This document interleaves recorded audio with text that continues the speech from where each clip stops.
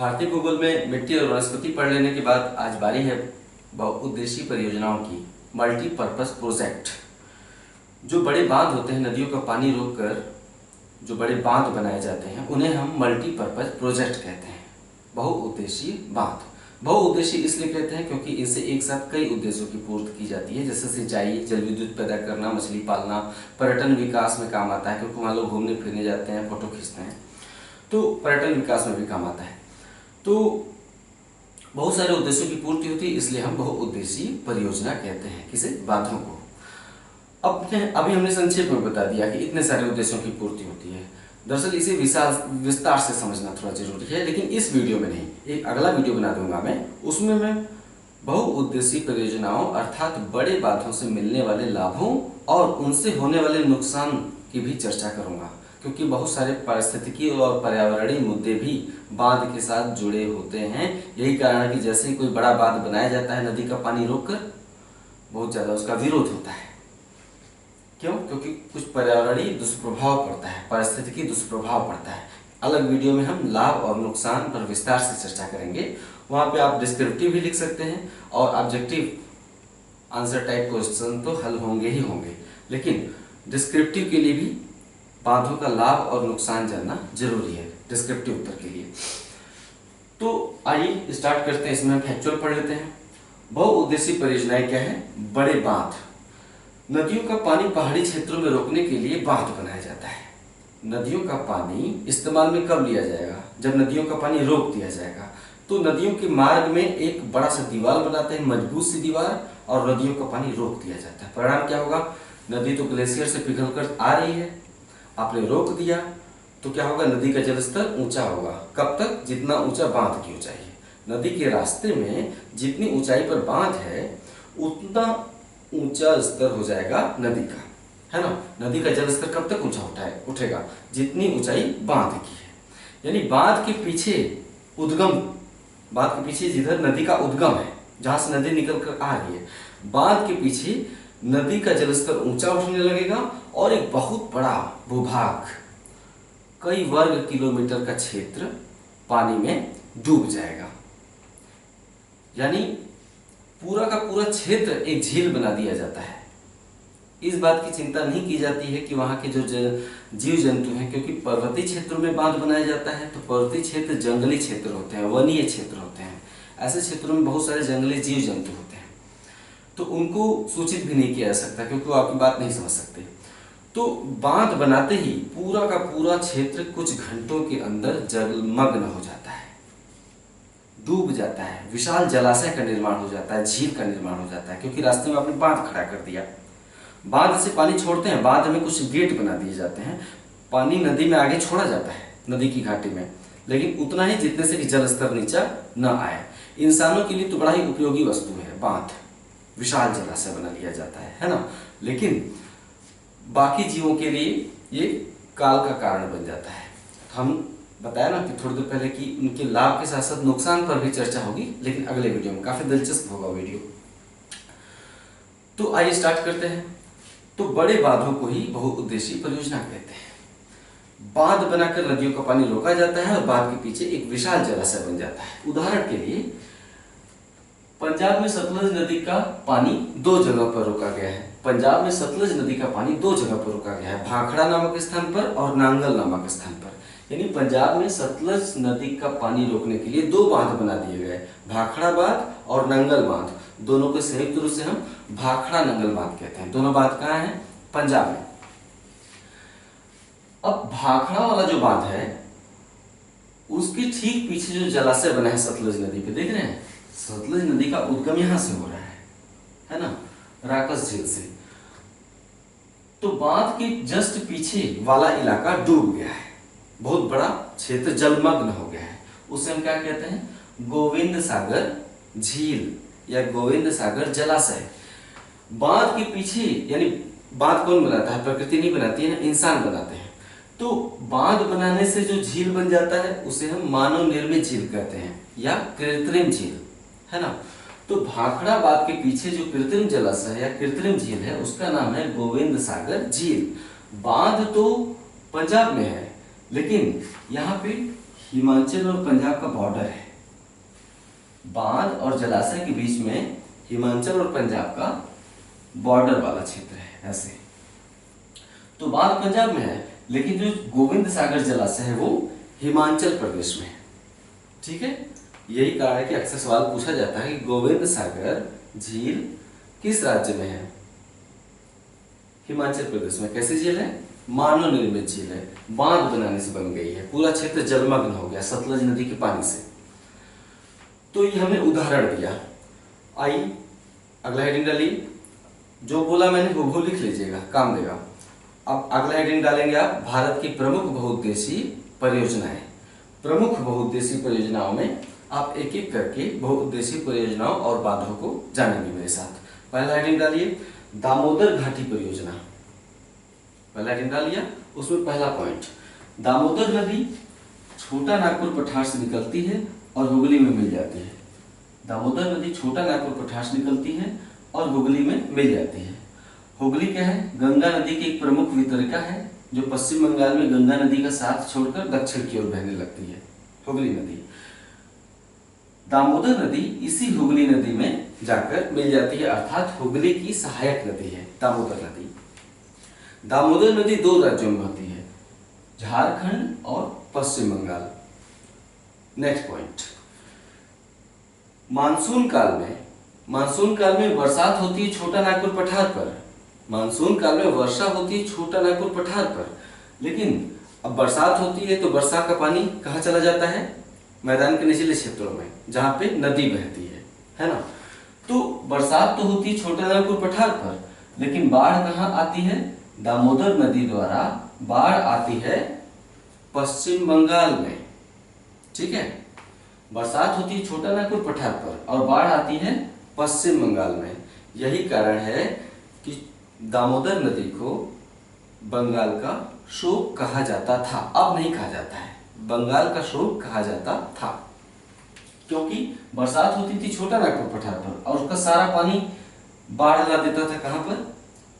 पश्चिम बंगाल में, दामोदर नदी के माध्यम से। ठीक है, इस समस्या को दूर करने के लिए दामोदर घाटी परियोजना का निर्माण किया गया, दामोदर घाटी निगम का निर्माण किया गया।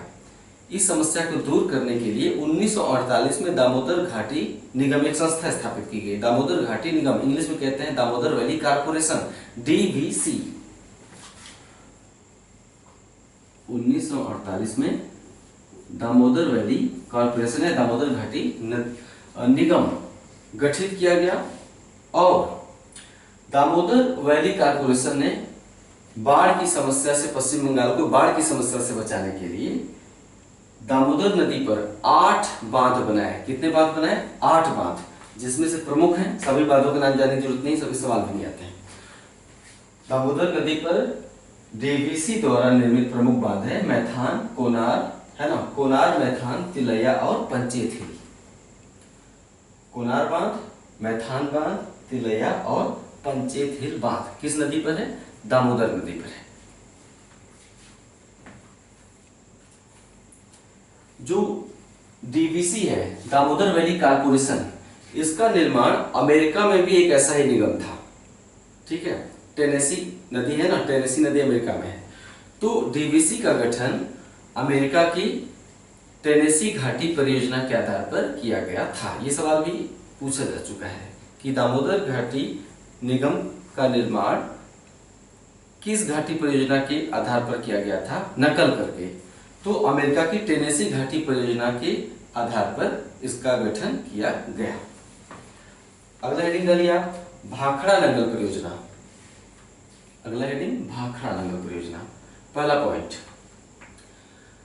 सतलज नदी, पंजाब में सतलज नदी का पानी रोकने के लिए 2 बांध बनाए गए हैं। पहला पॉइंट, पंजाब में सतलज नदी का पानी रोकने के लिए 2 बांध बनाए गए हैं, भाखड़ा नामक स्थान पर और नंगल नामक स्थान पर। इसे हम संयुक्त रूप से भाखड़ा नंगल बांध कहते हैं।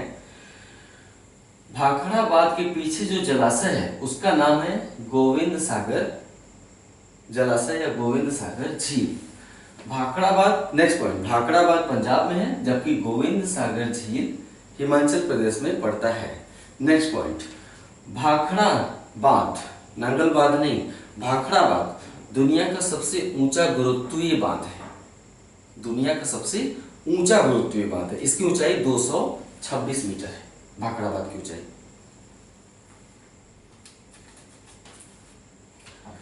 भाखड़ा नंगल परियोजना 3 राज्यों की संयुक्त परियोजना है। पंजाब के साथ हरियाणा का नाम आता है ना, पंजाब, हरियाणा और नीचे राजस्थान, यानी यहाँ का जो जल रोका गया है, 3 और बांध बनाया गया है, 3 राज्यों की संयुक्त परियोजना है, पंजाब, हरियाणा और राजस्थान। लेकिन नेक्स्ट पॉइंट लिखेंगे, लेकिन भाखड़ा नंगल परियोजना का लाभ 5 राज्यों को मिला है। पंजाब, हरियाणा, राजस्थान है ही, 2 राज्य और हैं, हिमाचल प्रदेश, क्योंकि जलाशय हिमाचल प्रदेश में है, हिमाचल प्रदेश और दिल्ली, केंद्र शासित प्रदेश दिल्ली। इसका लाभ 5 राज्यों को मिला है, पंजाब, हरियाणा, राजस्थान, हिमाचल प्रदेश और दिल्ली। दिल्ली में जो बिजली आती है वो भाखड़ा नंगल बांध से जो जल विद्युत पैदा किया जाता है उसकी बिजली दिल्ली में भी पहुंचाई जाती है। ठीक है, अगला हेडिंग डालिए आप, कोसी परियोजना। तीसरा, कोसी नदी तिब्बत के पठार से निकलती है, पहला पॉइंट इसमें लिखिए, कोसी नदी तिब्बत के पठार से निकलती है और नेपाल होते हुए बिहार में बहती है। तिब्बत के पठार से निकलती है और नेपाल होते हुए बिहार में बहती है। नेक्स्ट पॉइंट, कोसी नदी भागलपुर में, कोसी नदी भागलपुर में, बिहार के भागलपुर जिले में गंगा से मिलती है, बिहार के भागलपुर जिले में। कोसी नदी हिमालय पर्वत से ढेर सारी मिट्टी काट कर लाती है और मैदानी क्षेत्रों में अपना ही रास्ता अवरुद्ध कर लेती है। पर्वतीय क्षेत्रों में तो नदी का बहाव तेज होता है, नदी सब कुछ बहा ले जाती है, लेकिन मैदानी क्षेत्रों में उतरते ही नदी की जो धारा होती है, उसका जो प्रवाह होता है बहुत ही मंद हो जाता है। तो जो मंद प्रवाह होता है वो अपने अवसादों और मिट्टी को ढो नहीं पाता है, जिसके चलते कोसी नदी हिमालय से जो मिट्टी काट कर लाती है, बिहार के मैदानी क्षेत्रों में उस मिट्टी को अपने ही रास्ते में जमा कर देती है, जिससे नदी आगे नहीं बढ़ पाती। लेकिन जल की आपूर्ति तो हो रही है तिब्बत के पठार से, तो नदी क्या कर लेगी, अपना रास्ता बदल लेगी, विसर्पण करेगी। क्यों? क्योंकि रास्ता रोक दे रही है मिट्टी, तो नदी अपना दिशा बदल लेगी, इधर जाएगी या फिर इधर जाएगी। इसके चलते बिहार में कोसी नदी बहुत ज्यादा विसर्पण करती है, यानी अपना रास्ता बदलने के लिए कुख्यात है।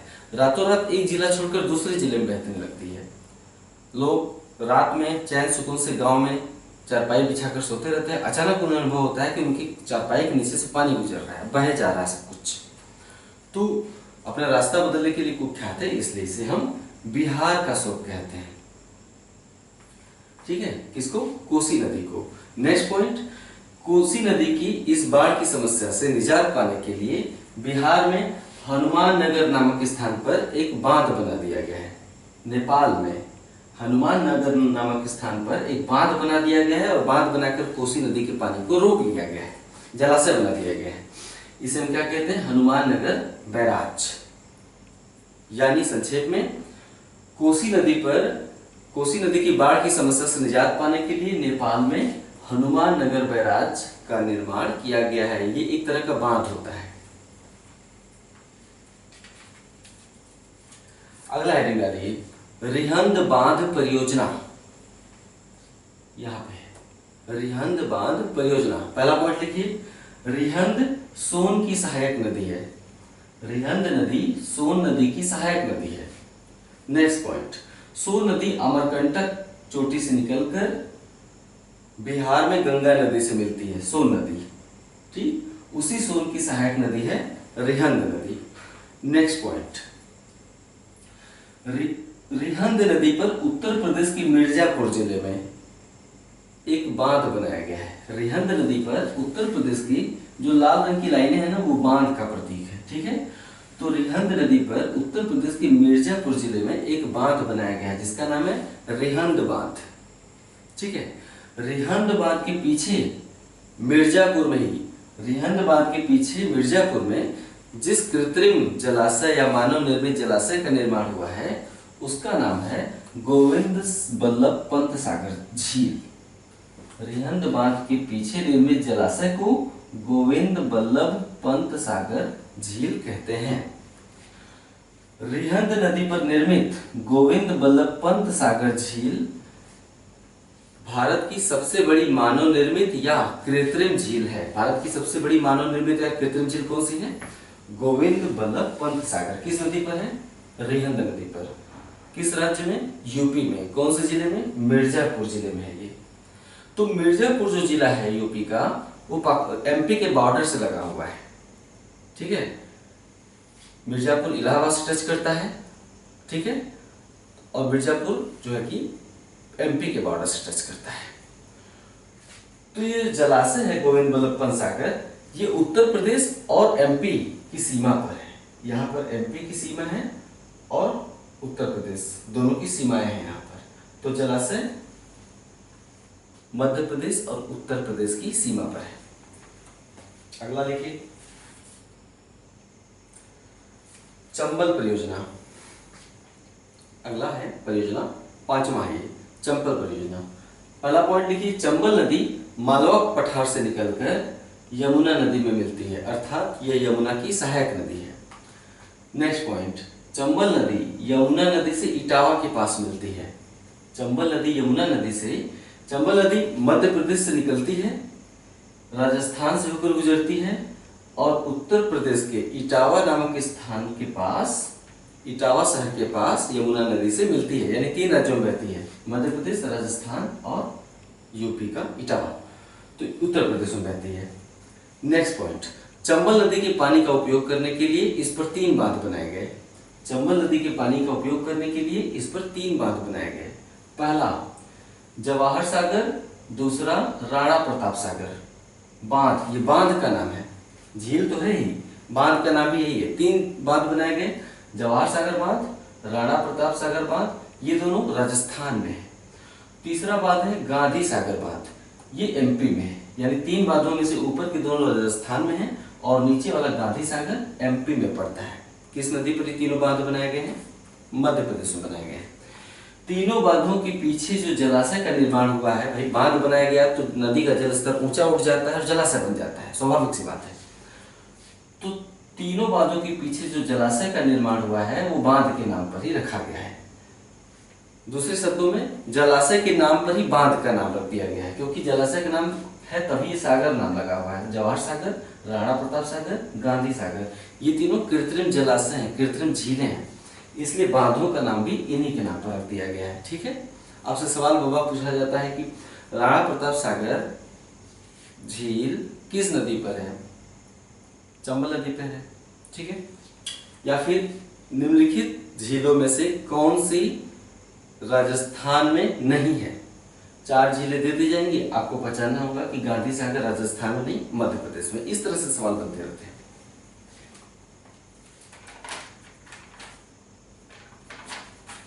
तो चंबल जो परियोजना है राजस्थान और मध्य प्रदेश की संयुक्त परियोजना है, लिख लीजिएगा। यह चंबल परियोजना मध्य प्रदेश और गुजरात की, राजस्थान की संयुक्त परियोजना है। अगली परियोजना का नाम है हीराकुंड परियोजना। हीराकुंड परियोजना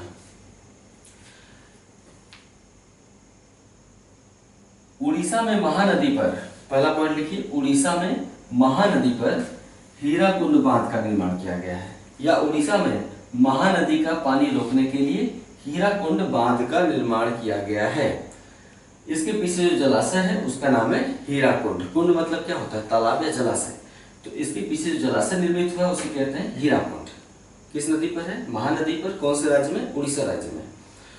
हीराकुंड बांध बनने से पहले महानदी को उड़ीसा का शोक कहते थे। हीराकुंड बांध के निर्माण से पहले महानदी को उड़ीसा का शोक कहते थे। क्यों? क्योंकि यहाँ पर ये बहुत ज्यादा बाढ़ लाती थी। परियोजना के निर्माण के बाद बाढ़ में कमी आई। हीराकुंड बांध दुनिया का सबसे लंबा बांध है। भारत का सबसे ऊंचा बांध या दुनिया का सबसे ऊंचा बांध भाखड़ा बांध है, लेकिन दुनिया का सबसे लंबा बांध हीराकुंड बांध है। इसकी लंबाई, बांध की दीवार में लंबाई चौड़ाई होती है ना, इसकी लंबाई 4801 मीटर है। 4801 मीटर है, लगभग 5 किलोमीटर लंबा बांध है ये जो हीराकुंड बांध है। कुछ परियोजनाएं शेष हैं और इतना आप नोट करिए। अगले वीडियो में मैं बहुउद्देशीय परियोजना की अगले वीडियो में जो परियोजनाएं शेष रह गई हैं उनकी जानकारी मैं आपको दे दूंगा। और 2 से 3 वीडियो में परियोजना खत्म हो जाएगी। उसके बाद आर्थिक भूगोल में प्रवेश करेंगे। नमस्कार।